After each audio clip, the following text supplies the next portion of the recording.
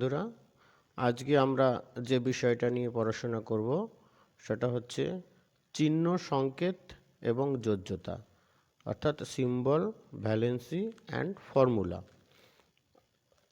আমার মতে কেমিস্ট্রি পড়তে গেলে, রসায়ন নিয়ে পড়তে গেলে ভবিষ্যতে বা বর্তমানেও যেখানে তোমরা ফিউচারে পড়বে কেমিস্ট্রি নিয়ে, সেখানে কিন্তু এই চ্যাপ্টারটি ভিত তৈরি করে দেবে। কেমিস্ট্রির যে ভিত, সেই ভিত তৈরি করতে গেলে কিন্তু এই চ্যাপ্টারটি অতি অবশ্যই ভালো করে পড়তে হবে এবং একদম ঠোঁটস্থ যেটা বলে সেটা করতে হবে, একদম মুখস্থ করে ফেলতে হবে। প্রত্যেকটা যতটা পারা যায় বেশিরভাগ এলিমেন্টের নাম, তাদের সিম্বল, তাদের চিহ্নটা কী সেই চিহ্নটা মুখস্থ করতে হবে এবং তাদের ভ্যালেন্সি কিন্তু মুখস্থ করতে হবে এবং কিছু রেডিক্যাল আছে, রেডিক্যালগুলোরও ভ্যালেন্সি কিন্তু মুখস্থ করতে হবে। এই চ্যাপ্টারটা যদি তোমরা ঠিকঠাক মুখস্থ করতে পারো, সিম্বল, ভ্যালেন্সি, এই দুটো জিনিস বিশেষ করে, অর্থাৎ চিহ্ন এবং যোজ্যতা, এই দুটো জিনিস যদি তোমরা পুরো একদম মুখস্থ করতে পারো তাহলে কিন্তু রসায়নে তোমাদের ভিত তৈরি হয়ে গেল, কেমিস্ট্রির ভিতটা তৈরি হয়ে গেল এখানে। আর এটা যে যত এই ভিতটা মজবুত করবে তার রসায়নের ভবিষ্যৎ তত উজ্জ্বল। ওই জন্যই চ্যাপ্টারটা আমি আজকে সবার জন্য একটু বলার চেষ্টা করছি, একটু মন দিয়ে শোনো। এবং এটা খুব একটা কঠিন নয়, সহজ চ্যাপ্টার। যদি তুমি ইচ্ছা করো তাহলেই এটা পারবে, নিজের চেষ্টা থাকতে হবে এবং সম্পূর্ণটাই কিন্তু মুখস্থর ওপরে ব্যাপারটা দাঁড়িয়ে আছে। তাহলে আমরা সিম্বল মানে কি? আমরা কোনো একটা মৌলের নাম সংক্ষেপে প্রকাশ করব, কোনো একটা এলিমেন্টের নাম সংক্ষেপে যে দুটো লেটার বা একটা লেটার দিয়ে প্রকাশ করব সেটাই হচ্ছে ওই মৌলের সিম্বল, ওই এলিমেন্টের সিম্বল। তাহলে আমাকে সিম্বলগুলো মনে রাখতে হবে। আমি সিম্বলটা মনে রাখার জন্য এখানে যে পিরিয়ডিক টেবিলটা একটা দিয়েছি, এখান থেকে তোমরা দেখতে পারো সমস্ত এলিমেন্ট একসঙ্গে পেয়ে যাবে। সমস্ত এলিমেন্ট একসঙ্গে যাদের দরকার নেই তাদের ক্ষেত্রে বলছি, যাদের যেটুকুনি এলিমেন্ট দরকার আছে তারা সেইটুকুনি পড়বে। সমস্ত এলিমেন্ট যে একসঙ্গে লাগবে তা নয়। যেমন যারা জুনিয়র আছো, 6, 7, 8, 9, 10, তাদের তো বেশি এলিমেন্ট লাগে না, মোটামুটি 20খানা এলিমেন্ট হলে হয়ে যায়, 1 থেকে 20। এই এলিমেন্টগুলো যদি হয় তাহলেই তোমরা কিন্তু করতে পারবে। তাহলে যে কথাটা বলছিলাম, এখানে আমরা যে সিম্বলগুলো দেখতে পাবো সেই সিম্বলগুলো নিয়ে আমরা এখান থেকে মুখস্থ করব। প্রথমে যদি আমি বলি হাইড্রোজেন, একদম প্রথম এলিমেন্ট দেওয়া আছে হাইড্রোজেনটা মুখস্থ করতে হবে। হাইড্রোজেনটা তারপর একদম প্রথম এলিমেন্ট, কারণ ওর অ্যাটমিক নাম্বার হচ্ছে 1, আমরা জানি। হাইড্রোজেনের সিম্বল হচ্ছে এইচ, ক্যাপিটাল এইচ, অর্থাৎ সিম্বলে কিন্তু ক্যাপিটাল এইচ লিখতে হবে। তারপরে হিলিয়ামের অ্যাটমিক নাম্বার হচ্ছে 2। তারপরে লিথিয়াম, Li, মুখস্থ করতে হবে অবশ্যই। লিথিয়াম যদি বলি তাহলে তার সিম্বল Li। লিথিয়ামের পরে বেরিলিয়াম পড়তে হবে। তারপরে boron, carbon, boron B, carbon C, nitrogen N, oxygen O, fluorine, neon, sodium কিন্তু Na, এটা কিন্তু মুখস্থ রাখতে হবে। এটা কিন্তু যাদের ছোটরা, যারা 6, 7 পড়ো তাদের কিন্তু প্রায় এই কোশ্চেনটা আসে, সেটা হচ্ছে সোডিয়ামের আর পটাশিয়ামের। কারণ এই দুজনই নামের সঙ্গে মেলে না এদের, কারণ ল্যাটিন নাম থেকে এদের সিম্বলটা নেওয়া হয়েছে। সোডিয়াম নাইট্রাম থেকে নেওয়া হয়েছে Na, তাহলে সোডিয়ামের Na, পটাশিয়ামের K। এগুলো মুখস্থ রাখতে হবে। Magnesium Mg, calcium Ca, scandium Sc, aluminium মুখস্থ রাখতে হবে, aluminium Al, aluminium, silicon Si, phosphorus P, sulphur S, chlorine Cl, argon. এখন পিরিয়ডিক টেবিল সম্পর্কে আমি বলছি না, আমি শুধুমাত্র এলিমেন্টগুলোর নাম তোমরা যাতে একটু জানতে পারো সেই জন্যই কিন্তু আমি এখানে পিরিয়ডিক টেবিলটা রেখেছি। এটা ভেবো না যে এটা পিরিয়ডিক টেবিল, আমাকে পিরিয়ডিক টেবিলটাই পুরো পড়াবে, তা কিন্তু নয়। আমি জাস্ট এখান থেকে এলিমেন্টের নামগুলো জাস্ট এবং তার সিম্বলগুলো এখানে পেয়ে যাবে এক জায়গায়, এলিমেন্টের নাম, ওই জন্যই কিন্তু এটা আমি ডিসপ্লে করে সেখান থেকেই বলছি।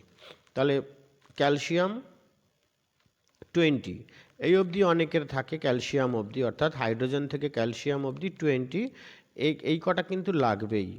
তারপরে যেটা লাগে কিছু সিরিজ লাগে এখানে, যেমন এই প্রথম সিরিজটা যদি বলি, এইটা এই যে lithium, sodium, potassium, rubidium, caesium, এইভাবে মুখস্থ করতে পারো।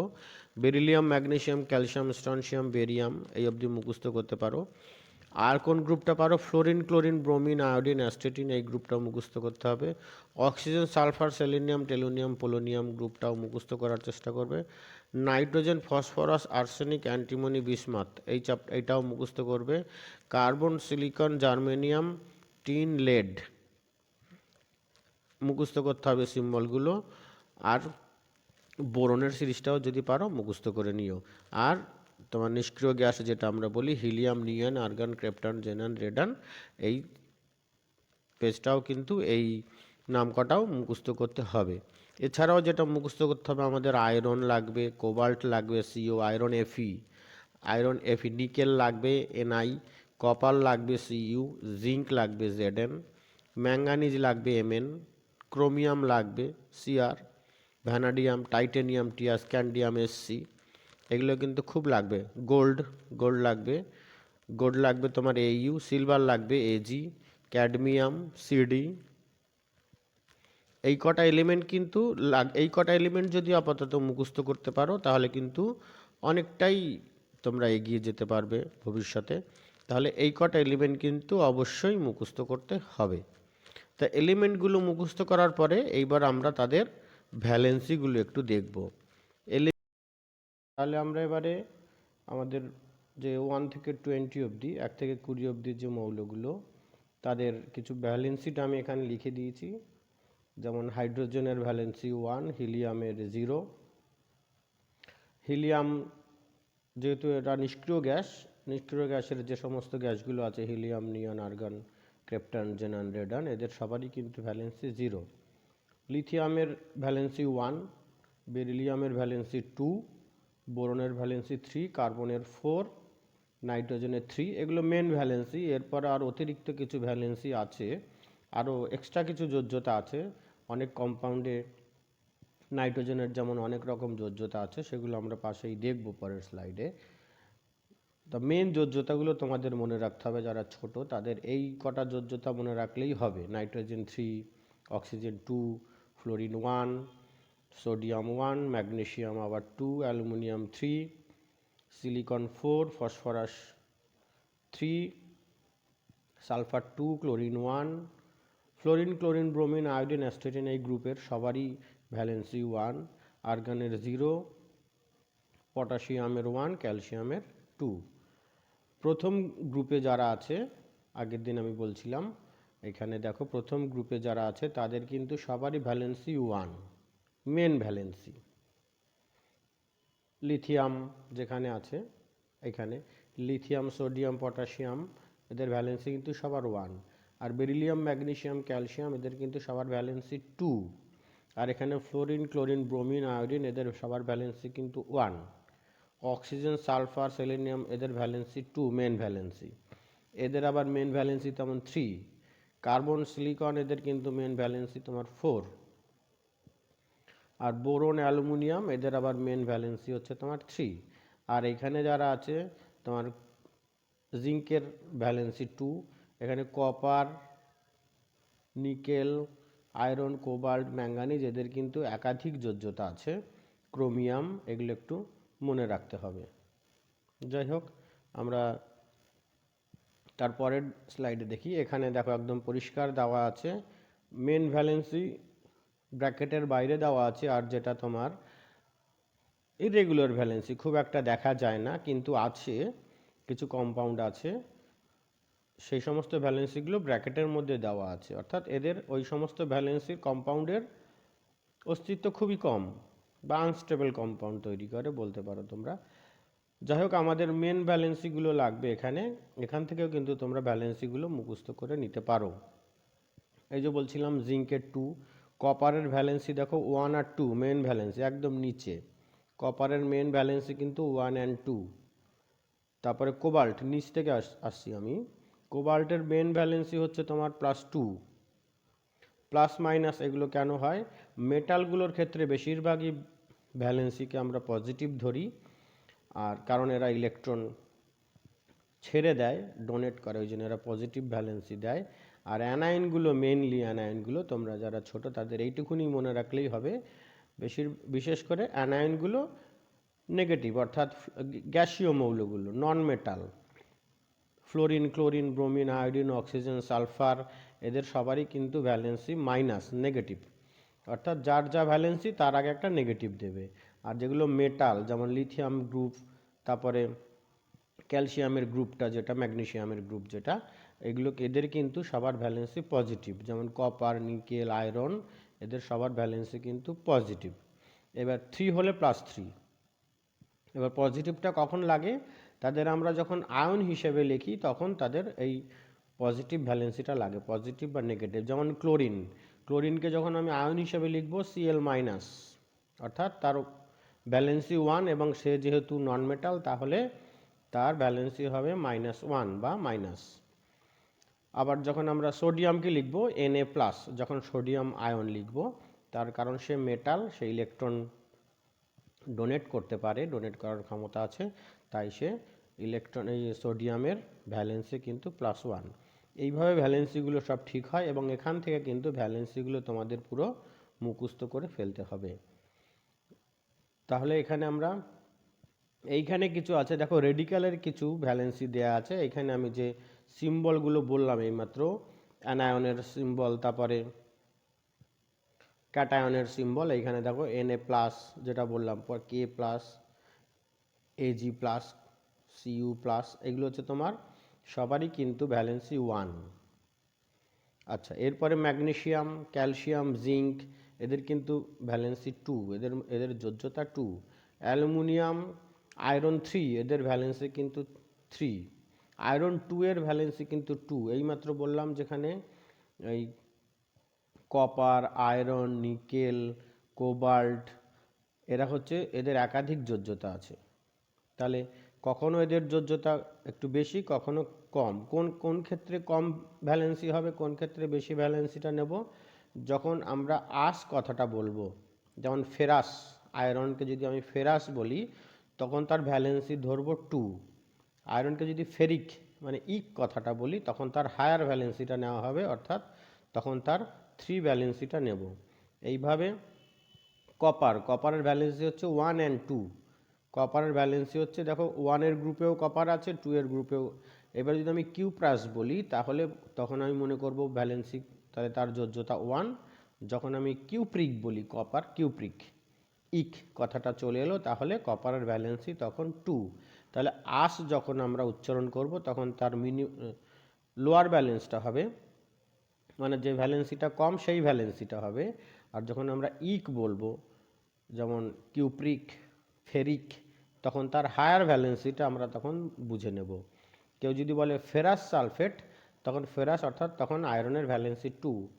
কেউ যদি বলে ফেরিক সালফেট, তখন ফেরিক, তখন বুঝতে হবে আয়রনের যোজ্যতাটা, ভ্যালেন্সিটা সেখানে 3। এইভাবে এগুলো মনে করতে হয়। এখানে অ্যানায়নগুলো কতগুলো দেওয়া আছে, আর এই দিকে ডান দিকে কিছু দেওয়া আছে তোমার মূলক, রেডিক্যাল যাদের বলি, রেডিক্যালের এইগুলো কিন্তু একদম মনে রাখতে হবে।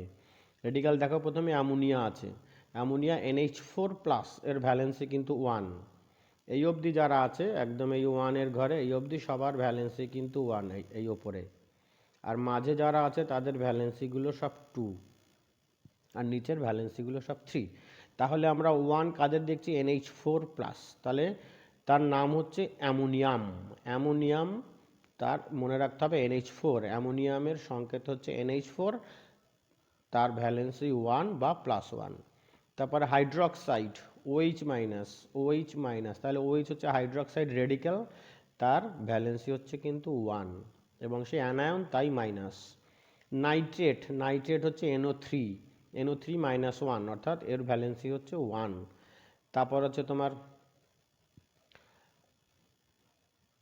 কার্বক্সিলেট, কার্বক্সিলেট HCOO2-, এর ভ্যালেন্সি কিন্তু 1। আচ্ছা এখানে বলে দিই, এখানে নাইট্রেট আছে NO3-, তেমনি আছে কিন্তু নাইট্রাইট, নাইট্রাইট মানে NO2, নাইট্রাইট মানে হচ্ছে NO2-, অর্থাৎ এরও কিন্তু ভ্যালেন্সি 1, এটা মনে রাখতে হবে। নাইট্রেট আছে নাকি নাইট্রাইট আছে, নাইট্রেট যদি বলে তাহলে NO3, আর নাইট্রাইট বললে NO2। এরপরে আমরা আসি কার্বনেট, যদি বলি CO3, CO3 হচ্ছে কার্বনেট, তার ভ্যালেন্সি 2। আর হচ্ছে সালফেট, সালফাইট, সালফেট হচ্ছে তোমার SO4, সালফাইট হচ্ছে SO3, ITE আর ATE, ITE হলে তাহলে কমটা অর্থাৎ SO3, আর সালফেট 8 হলে SO4। এইভাবে কিন্তু নাইট্রাইট আর নাইট্রেট, নাইট্রেট মানে NO3, নাইট্রাইট মানে NO2, সালফাইট মানে SO3, সালফেট মানে SO4। এগুলো একটু মনে রাখতে হবে। 8 আর 8, 8 হলে কমটা হবে আর 8 হলে বেশিটা হবে, অর্থাৎ SO4 SO3, সালফাইট মানে SO3 কিন্তু ভ্যালেন্সি -2 বা 2-। সালফেট তাহলে 8 বলছি, তাহলে SO4 তার ভ্যালেন্সি কিন্তু -2।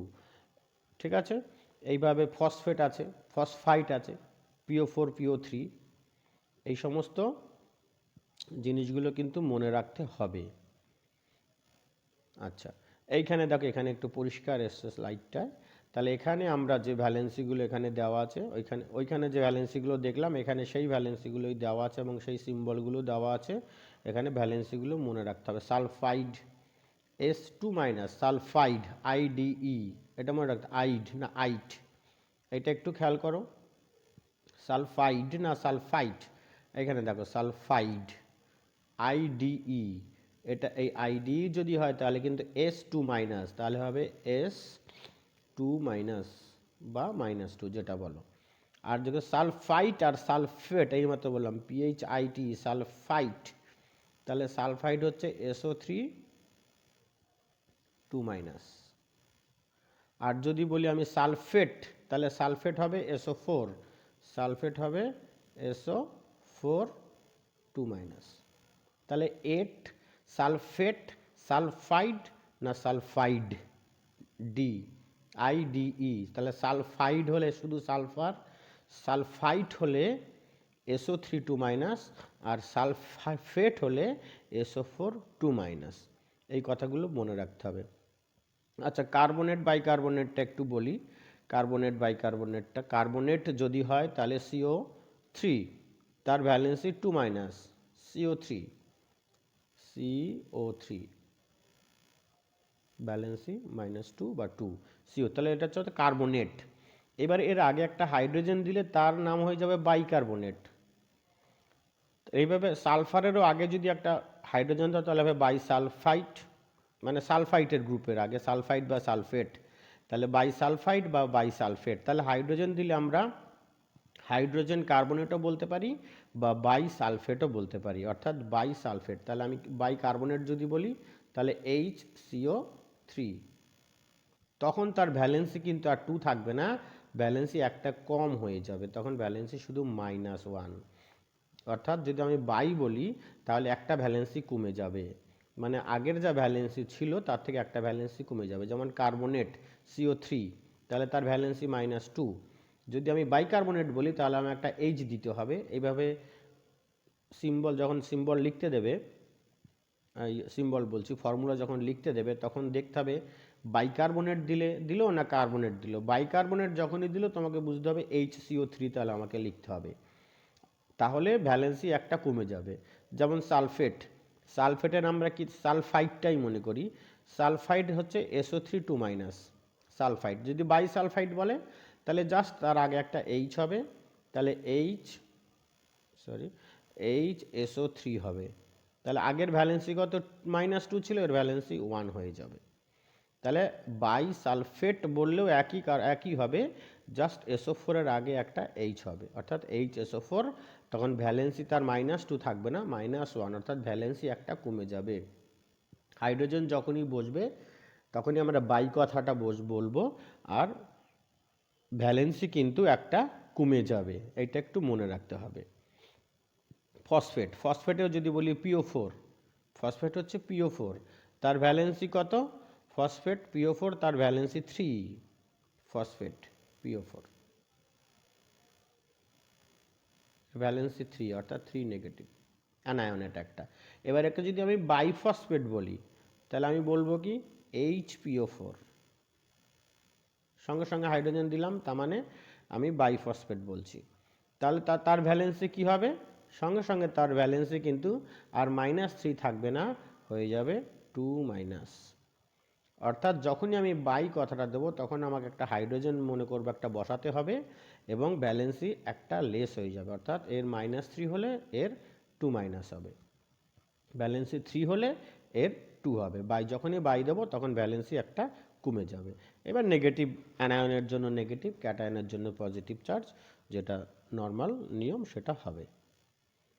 আচ্ছা, এরপরে তাহলে আমরা ফর্মুলাগুলো এবার লিখতে হবে আমাকে। কোনো একটা কম্পাউন্ডের ফর্মুলা আমি লিখবো। তাহলে আমি কি শিখলাম? আমি সিম্বল শিখলাম, এবং আমি আরও রেডিক্যালের আরও অনেক রেডিক্যাল আছে, বইয়ে তোমরা দেখতে পাবে রেডিক্যালগুলো আছে, অক্সালেট, বাইঅক্সালেট, এরকম প্রচুর আছে। আর এখানে তো সব দেখানো হয়নি, কিন্তু ওই রেডিক্যালগুলো তোমাদের মুখস্থ করতে হবে। প্রচুর রেডিক্যাল আছে, সেই রেডিক্যালগুলোর ফর্মুলা এবং তার ভ্যালেন্সি কিন্তু মুখস্থ করতে হবে। আচ্ছা, এখন আমরা যে জিনিসগুলো পড়ে এলাম, সিম্বলগুলো আর ভ্যালেন্সি পড়ে এলাম, এবার সেখান থেকে আমরা এবারে ফর্মুলা লিখব। তাহলে ফর্মুলা কিভাবে লিখব?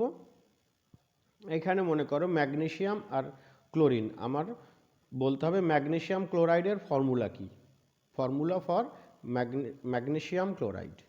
তাহলে ম্যাগনেসিয়াম ক্লোরাইডের ফর্মুলা আমাকে লিখতে হবে। তাহলে ম্যাগনেসিয়াম ক্লোরাইডের ফর্মুলা লিখতে গেলে আমি কি করব? প্রথমে আমি অ্যাটম দুটো লিখব, এদিকে ম্যাগনেসিয়াম লিখব, এদিকে ক্লোরিন লিখব, ঠিক আছে? এইবারে ম্যাগনেসিয়ামের নিচে ম্যাগনেসিয়ামের ভ্যালেন্সিটা লিখব, বা ওপরেও লিখতে পারো, কোনো ব্যাপার নেই। আর ক্লোরিনের নিচে ক্লোরিনের ভ্যালেন্সিটা লিখব। এবার নিয়ম হচ্ছে এর ভ্যালেন্সি এর পায়ে বসবে, এর ভ্যালেন্সি এর পায়ে বসবে যখন তারা কম্পাউন্ড করবে। তাহলে ক্লোরিনের ভ্যালেন্সি 1, 1টা ম্যাগনেসিয়ামের কাছে যাবে, ম্যাগনেসিয়ামের পায়ে যাবে, নিচে যাবে। আর ম্যাগনেসিয়ামের ভ্যালেন্সি 2, তাহলে সে ক্লোরিনের পায়ে যাবে, অর্থাৎ তখন কম্পাউন্ডের নাম হবে Mg1Cl2, এরকম যদি হয় Mg1Cl2, এই হচ্ছে ফর্মুলা অনুযায়ী যদি হয় তাহলে এটা হবে। তাহলে 1 থাকলে পরে 1টা লেখার দরকার পড়ে না, তখন আমি তাহলে তার ফর্মুলা লিখব Mgcl2, তাহলে এই তার ফর্মুলা হলো Mgcl2। এইভাবে যদি আমি NaCl বলি, সোডিয়াম আর ক্লোরিন, তাহলে সোডিয়ামেরও ভ্যালেন্সি কত? সোডিয়ামের ভ্যালেন্সি 1, ক্লোরিনের ভ্যালেন্সি 1, তাহলে এই 1 এর পায়ে বসবে, এই 1 এর পায়ে বসবে, অর্থাৎ 1 যেহেতু আমাদের লেখার দরকার নেই, তাহলে আমি বলবো সোডিয়াম ক্লোরাইডের ফর্মুলা হবে NaCl, ব্যাস। আর কোনো কঠিন কিছু ব্যাপার নেই এখানে, একদম এটা সিম্পল। এখানে সবারই ভ্যালেন্সি 1, এবং 1 যেহেতু, তাহলে তার ভ্যালেন্সি দেওয়ার দরকার নেই। এইখানে আরও কতগুলো বলা হয়েছে, এখানে দেখো পটাশিয়াম আর ক্লোরিন, এখানে আরও স্টেপগুলো পরপর দেখানো হয়েছে। প্রথমে তাদের ভ্যালেন্সিগুলো লিখতে হয়, অ্যাটমের সিম্বল লিখে ভ্যালেন্সিগুলো লিখতে হয়, এবং এর ভ্যালেন্সি ওর পায়, ওর ভ্যালেন্সি ওর পায়। এই যে এর ভ্যালেন্সি এখানে আমি যদি দেখাই, তাহলে এই যে ক্লোরিনের 1 এর ভ্যালেন্সি এর পায়ে চলে গেল, তাহলে হয়ে গেল K1, আর পটাশিয়ামের ভ্যালেন্সি ক্লোরিন, তাহলে হয়ে গেল Cl1, তাহলে এবং KCl, তাহলে 1 যেহেতু লেখার দরকার নেই, তাদের সিম্বল হয়ে গেল, ফর্মুলা হয়ে গেল KCl।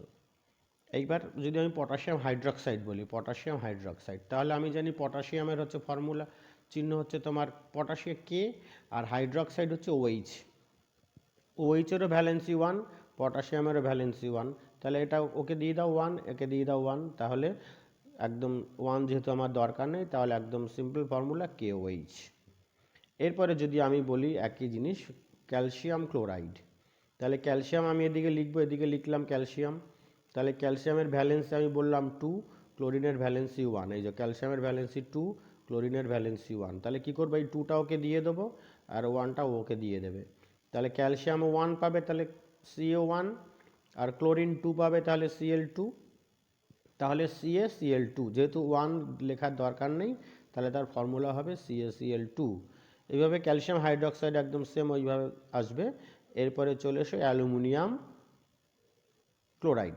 এবার অ্যালুমিনিয়াম লিখবো, একদিকে ক্লোরিন লিখবো। অ্যালুমিনিয়ামের ভ্যালেন্সি পড়ে এসেছি আমরা 3, ক্লোরিনের ভ্যালেন্সি 1, তাহলে এর 1টা এর পায়ে আসবে, নিচে আসবে ভ্যালেন্সি, এর ভ্যালেন্সিটা এখানে আসবে, তাহলে হবে অ্যালুমিনিয়াম 1 আর Cl3, অর্থাৎ 3টে Cl হবে, তাহলে ফর্মুলাটা হবে AlCl3, যেহেতু 1 লেখার দরকার নেই। এইভাবে অ্যালুমিনিয়াম হাইড্রোক্সাইড থাকলেও ঠিক সেম এইভাবে কিন্তু ফর্মুলাটা লিখতে হবে। এবারে যদি এখানে দেখো একটু, যদি অ্যালুমিনিয়াম হাইড্রোক্সাইডের ক্ষেত্রে দেখো OH-কে ব্র্যাকেটের মধ্যে রাখা হয়েছে, তার কারণ হচ্ছে OH একটা নিজেই একটা মূলককে সবসময় ব্র্যাকেটের মধ্যে রাখতে হবে, এটা একটু মনে রাখতে হবে। মূলককে সবসময়, মূলক বা রেডিক্যাল যেটাই বলি আমি, OH একটা রেডিক্যাল বা বাংলায় বলি মূলক, তাহলে ও যেহেতু মূলক তাহলে ওকে সবসময় ব্র্যাকেটের মধ্যে কিন্তু রাখতে হবে। এখানেও দেখো ওপরেও ক্যালসিয়াম হাইড্রোক্সাইড, এখানে OH2 এটাকে আমরা ব্র্যাকেটের মধ্যে রেখেছি, তাহলে CaOH2, কারণ OHটা হচ্ছে একটা মূলক, তাহলে মূলককে সবসময় আমার যখন ফর্মুলাটা লিখবো তখন কিন্তু তাকে ব্র্যাকেটের মধ্যে রাখতে হবে। এবার দেখো এখানে আয়রন ফেরাস আর ফেরাস অক্সাইড আর ফেরিক অক্সাইড। অক্সাইড মানে ও, তাহলে তার ভ্যালেন্সি হচ্ছে তোমার 2, অক্সাইড O2 মাইনাস, অক্সাইড মানে হচ্ছে ও, এই যে 2 তাহলে যখন আমি ফেরাস বলছি তাহলে ফেরাসের দুরকম ভ্যালেন্সি, একটা হচ্ছে 2, একটা হচ্ছে 3, তাহলে যখন আমি ফ্রাস বলবো তখন আমি 2 ভ্যালেন্সি ধরবো, তাহলে অক্সিজেনেরও ভ্যালেন্সি 2, ফেরাসেরও ভ্যালেন্সি 2, তাহলে হবে FeO, জাস্ট 2 কেটে যাবে। একই থাকলে দুজনকে কারোই বসানোর দরকার নেই, মানে FeO2 আবার অক্সিজেনেরও 2, এরকম যদি ভ্যালেন্সি হয় তাহলে আমি কারো ভ্যালেন্সি দেবো না। দুজনের ভ্যালেন্সি যদি মিলে যায় তাহলে আমি কারো ভ্যালেন্সি দেবো না। যেমন আমি যদি এখানে বলি ফেরাস অক্সাইড এরও ভ্যালেন্সি 2, সে 2 পজিটিভ হোক, আর এর ভ্যালেন্সি হচ্ছে তোমার 2 নেগেটিভ, তাহলে এর ভ্যালেন্সি বসবে এর পায়ে আর এর ভ্যালেন্সি বসবে এর পায়ে, তাহলে হবে কি Fe2O2, এটা হওয়ার কথা, কিন্তু যেহেতু দুজনেরই ভ্যালেন্সি সেম তাহলে দুজনেরই ক্যান্সেল করে দেবে একে অপরের ভ্যালেন্সি, তাহলে হবে জাস্ট FeO হবে। এইটা একটু মনে রাখতে হবে, তাদের ভ্যালেন্সি যদি সেম হয় তাহলে ভ্যালেন্সিটা কারোই হবে না, একে অপরের ভ্যালেন্সি ক্যান্সেল হয়ে যাবে। এবারে যদি ফেরিক অক্সাইড বলি, ফেরিক বলেছি এই যে আইসি, আস বললে 3 নিলাম, এইক বললে আমি 2 নিলাম, এবার যখন আমি ইক বলবো তখন তার ভ্যালেন্সিটা 3 নেব, তাহলে 3 ভ্যালেন্সি যখনই নেব তখনই আমার কি হবে, ফেরিক অক্সাইড, অর্থাৎ তখন আয়রনের ভ্যালেন্সি কত, অক্সিজেনের ভ্যালেন্সি, অক্সাইড যেহেতু বলছি আমি, অক্সাইডের ভ্যালেন্সি বলছি -2, তাহলে এই 2টা বসবে কার পায়, আয়রনের পায়, আর এই 3টা বসবে অক্সিজেনের পায়, তাহলে কত হবে Fe2টা ওর ভ্যালেন্সিটা এখানে বসবে Fe2O3। এইভাবে কিন্তু ফেরিক অক্সাইডের ফর্মুলা হবে। ঠিক তেমনি কিউপ্রাস অক্সাইড আর কিউপ্রিক অক্সাইড যদি আমি বলি, কিউপ্রাস মানে কপারের ভ্যালেন্সি 1 and 2, কপারের ভ্যালেন্সি কত 1 and 2, তাহলে যখন কিউপ্রাস আস বলবো তখন ভ্যালেন্সি 1, যখন ইক বলবো তখন ভ্যালেন্সি 2, তাহলে যদি আমি কিউপ্রাস অক্সাইড বলি তখন আমি কিউপ্রাস মানে কপার, তখন +1, আর হচ্ছে অক্সাইড -2, তাহলে এই 2টা এখানে বসবে এর পায়, আর 1টা এর পায়ে বসবে, তাহলে কি হলো, সিম্পলি জাস্ট Cu2O, কারণ ও কপারের 1 ভ্যালেন্সি এর পায়ে বসবে। তাহলে এই হচ্ছে আমার কপার অক্সাইড বা কিউপ্রাস অক্সাইডের, এটা কিন্তু তার ফর্মুলা। কিউপ্রিক অক্সাইডের দেখো আবার CuO, কিউপ্রিক অক্সাইড, এইমাত্র বললাম কিউপ্রিক অক্সাইডের ভ্যালেন্সি কিউপ্রিক, তাহলে কিউপ্রিক অক্সাইডের তখন কপারের ভ্যালেন্সি হবে 2 +2, আর এদিকে হবে অক্সাইডের হবে কত 2 মাইনাস, তাহলে এই 2 এর পায়ে আসার কথা, এই 2 এর পায়ে আসবে, কিন্তু যেহেতু দুজনেরই যেহেতু টু টু ভ্যালেন্সি, তাহলে দুজনেই ক্যান্সেল হয়ে যাবে। তাহলে আমার ফর্মুলাটা হবে CuO, এটা হচ্ছে কিউপ্রিক অক্সাইড। এইভাবে আমরা মার্কিউরাস অক্সাইড আর মার্কিউরিক অক্সাইড, মার্কারিরও ভ্যালেন্সি 1 and 2, ঠিক একদম কপারের যেরম হলো মার্কারিরও একদম সেম হুবহু একই রকম ভ্যালেন্সি হবে। তাহলে আমার এই হচ্ছে সম্পূর্ণ পুরো ভিডিওটা। এবার এখানে আমরা আরও মনে করো আরও অনেক কঠিন কঠিন যদি আমি বলি, যেমন আমি যদি বলি অ্যালুমিনিয়াম সালফেট, অ্যালুমিনিয়াম সালফেটের ফর্মুলা আমাকে লিখতে হবে।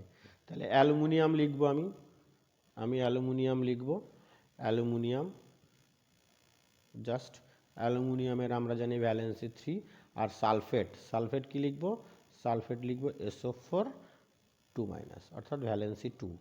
তাহলে কি হবে, এই 2 ভ্যালেন্সি বসবে অ্যালুমিনিয়ামের পায়ে, আর এই 3 পড়বে SO4 এর পায়ে। তাহলে ভ্যালেন্সিটা কি হবে, ভ্যালেন্সিটা হবে Al, অ্যালুমিনিয়ামের পায়ে কি হবে 2, Al2, কারণ সালফেটের ভ্যালেন্সি, সালফেট হচ্ছে SO4 তার 2। এইবার কি হবে SO4, তাহলে SO4 যেহেতু একটা রেডিক্যাল, তাহলে আমি তাকে কার মধ্যে লিখব, ব্র্যাকেটের মধ্যে লিখব SO4, ব্র্যাকেট ক্লোজ করে দেবো। অ্যালুমিনিয়ামের ভ্যালেন্সি কত 3, তাহলে এখানে আমি 3 লিখব। এই হলো আমার অ্যালুমিনিয়াম সালফেটের কম্পাউন্ডের ফর্মুলা, অর্থাৎ Al2SO4 হোল 3, Al2SO4 হোল 3, এই যে SO4কে ব্র্যাকেটে লিখেছি তাই এটাকে হোল 3 বলবো বা থ্রাইস। এই হচ্ছে আমার অ্যালুমিনিয়াম সালফেটের ভ্যালেন্সি। এবার যদি আমি বলি অ্যালুমিনিয়াম ফসফেট, তাহলে অ্যালুমিনিয়াম ফসফেটের ভ্যালেন্সি কি লিখব, অ্যালুমিনিয়াম ফসফেট যদি বলি, তাহলে অ্যালুমিনিয়াম ফসফেট তার ভ্যালেন্সি আমি বলবো, তাহলে হচ্ছে অ্যালুমিনিয়াম আমার Al, তার হচ্ছে +3 বা 3+, আর ফসফেট যদি আমি বলি, ফসফেট হচ্ছে PO4, তার ভ্যালেন্সি কিন্তু 3 নেগেটিভ। তাহলে কি হবে, এই 3 এর পায় ওই 3, এই 3 এর পায় বা এই 3 এর পায়, এবার যে দুজনেরই ভ্যালেন্সি যেহেতু সেম, তাহলে আমি কি বলবো Al অ্যালুমিনিয়াম, তার 3 ওর 3 কারোই আসার দরকার নেই, AlPO4, বাস এটা লিখলেই হবে। এখানে যেহেতু আমার PO4 এর কোনো দুটো বা তিনটে আসেনি, PO4কে ব্র্যাকেট না দিলেও চলবে, দিলেও চলবে, দেওয়ার দরকার নেই, AlPO4। এই হচ্ছে অ্যালুমিনিয়াম ফসফেটের কিন্তু ফর্মুলা। এইবার আমরা যদি এরকম আরও অন্য, এবার বাইকার্বনেট, আচ্ছা বাইসালফেট বাইকার্বনেট, এটা যদি আমি মনে করি, আমি ক্যালসিয়াম না, সোডিয়াম কার্বনেট আর সোডিয়াম বাইকার্বনেট, এই ফর্মুলাটা যদি আমি লিখতে চাই, সোডিয়াম কার্বনেট আর সোডিয়াম বাইকার্বনেট, তাহলে সোডিয়াম কার্বনেট আগে লিখি, সোডিয়াম মানে Na, তার ভ্যালেন্সি হচ্ছে 1, আর হচ্ছে কার্বনেট হচ্ছে এইমাত্র বলে এলাম CO3, তার ভ্যালেন্সি হচ্ছে 2-। তাহলে জাস্ট এই 2টা এখানে বসবে, এই 1টা এখানে বসবে, তাহলে সোডিয়াম হবে 2, তাহলে Na2 এর পায়, আর ওর পায় যেহেতু 1 দরকার নেই, তাহলে আমি ডাইরেক্ট বলে দেব CO3। এই হচ্ছে আমার সোডিয়াম কার্বনেটের ফর্মুলা বা সংকেত Na2CO3। এইবার যদি আমি বলি বাইকার্বনেট, সোডিয়াম বাইকার্বনেট, অর্থাৎ তাহলে কার্বনেট ছিল, এবার আমি বাইকার্বনেট, সোডিয়াম মানে হচ্ছে আমার Na, তার এইমাত্র বললাম ভ্যালেন্সি 1 বা +1 যেটাই বলো, আর হচ্ছে বাইকার্বনেট, তাহলে বাইকার্বনেট হলে H হবে একটা, HCO3, তাহলে কার্বনেটের ভ্যালেন্সি ছিল তোমার -2, তাহলে এর ভ্যালেন্সি হয়ে যাবে 1-, তাহলে যেহেতু বাই বসালাম তাই একটা হাইড্রোজেন দিলাম। এইবার আমার কি হবে, তাহলে আমার এর ভ্যালেন্সি এর পাই, যেহেতু ভ্যালেন্সি দুজনেরই 1, নো টেনশন, তাহলে আমি কি করব NaHCO3, এটাই হচ্ছে সোডিয়াম বাইকার্বনেটের ফর্মুলা। তাহলে NaHCO3 এটা হচ্ছে সোডিয়াম বাইকার্বনেটের ফর্মুলা। এইভাবে কিন্তু আমরা যদি প্রত্যেকটা এলিমেন্টের সিম্বল এবং তার ভ্যালেন্সি মনে রাখতে পারি, এবং যদি প্রত্যেকটা রেডিক্যালগুলোর ভ্যালেন্সি এবং তার সিম্বল বা তার ফর্মুলাগুলো মনে রাখতে পারি, তাহলে কিন্তু আমি একটা যে কোনো কম্পাউন্ডের ফর্মুলা সঙ্গে সঙ্গে লিখতে পারবো। তা এই পড়াশোনাটা ভালো করে যদি করা হয়, অর্থাৎ সিম্বলের নাম এবং তার পুরো একদম প্রত্যেকটা নাম অনুযায়ী তাদের সিম্বল এবং প্রত্যেকটা রেডিক্যালের নাম অনুযায়ী তাদের সিম্বল এবং তাদের ফর্মুলা এবং তাদের ভ্যালেন্সি, এই দুটো জিনিস যদি আমি মনে রাখতে পারি তাহলে কিন্তু ফর্মুলা লেখা আমার পক্ষে কোনো ব্যাপারই হবে না। খুব আরামসে ইজিলি এই ফর্মুলাগুলো লিখে ফেলতে পারবে, যে কোনো কম্পাউন্ডের যে কোনো ফর্মুলা কিন্তু লিখে ফেলতে পারবে। যেমন আমি যদি বলি একটা ফর্মুলা অ্যামোনিয়াম ফসফেট, তাহলে অ্যামোনিয়াম মানে হচ্ছে কত, আমার অ্যামোনিয়াম হচ্ছে আমার NH4, অ্যামোনিয়াম বলছি NH4, তাহলে তার ভ্যালেন্সি কিন্তু 1। আর ফসফেট যদি বলি তাহলে ফসফেটের ভ্যালেন্সি হচ্ছে PO4, এই হচ্ছে তার, আর ভ্যালেন্সি হচ্ছে কত 3-। তাহলে এই ভ্যালেন্সিগুলো কিন্তু মনে রাখতে হবে, ওই জন্য বারবার বলছি। আর ফসফেট তার একটা রেডিক্যাল, তার সিম্বলটা মনে রাখতে হবে। তাহলে এই 1টা এর পায়ে যাবে, এই 3টা এখানে আসবে। তাহলে এখানে ফর্মুলাটা কি হবে, এখানে ফর্মুলাটা হবে তোমার NH4কে একদম কিন্তু NH4 এর পায়ে 3 হবে, তাহলে একে আমাকে ব্র্যাকেট দিতে হবে, কারণ NH4 এও একটা কিন্তু রেডিক্যাল। তাহলে NH4 whole 3, sorry NH4 whole 3, কারণ এই 3টা এর পায়ে বসবে, 4 হবে না। তাহলে NH4 হোল 3, তারপরে PO4 এর যেহেতু এখানে 1 ভ্যালেন্সি, তাহলে এখানে 1 বসবে, তাহলে এরপরে হবে PO4।